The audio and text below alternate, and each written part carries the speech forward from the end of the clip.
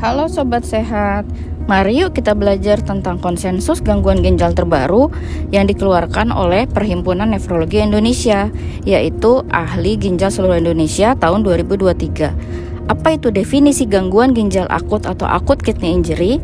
Adalah menurunnya fungsi ginjal yang terjadi secara tiba-tiba, maka itu disebut akut.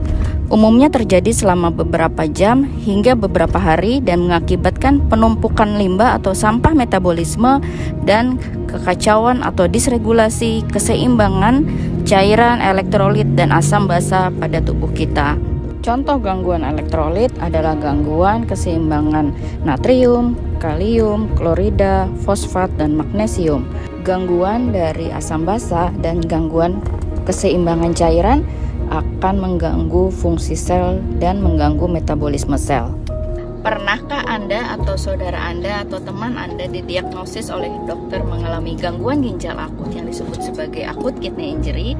Nah, bagaimana sih dokter mendiagnosis gangguan ginjal akut atau acute kidney injury ini?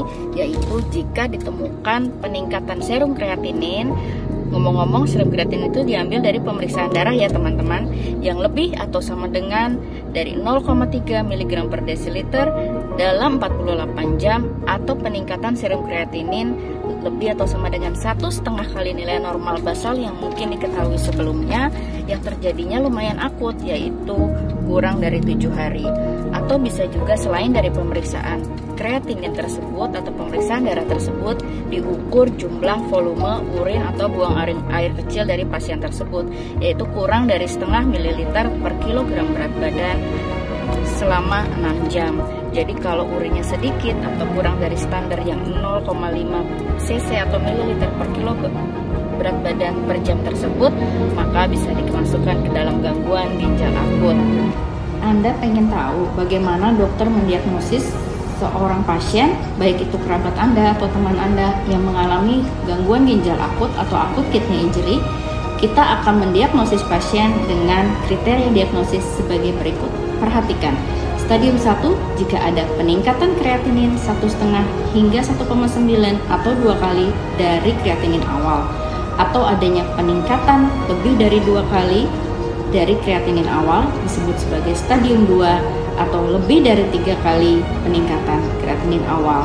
Kemudian yang dapat digunakan lagi oleh dokter untuk mendiagnosis atau kriteria dari acute kidney injury pada pasien, adanya produksi urin yang kurang dari normal, yaitu kurang dari 0,5 mililiter atau cc per kilogram berat badan pasien per jam, yang lebih dari 6 jam masuk ke stadium 1, 6-12 jam, kemudian lebih dari 12 jam atau 24 jam pada stadium 3. Kemudian apakah yang akan dokter lakukan? Tentu saja menginformasikan bahwa pasien tersebut terkena acute kidney injury atau gangguan ginjal akut.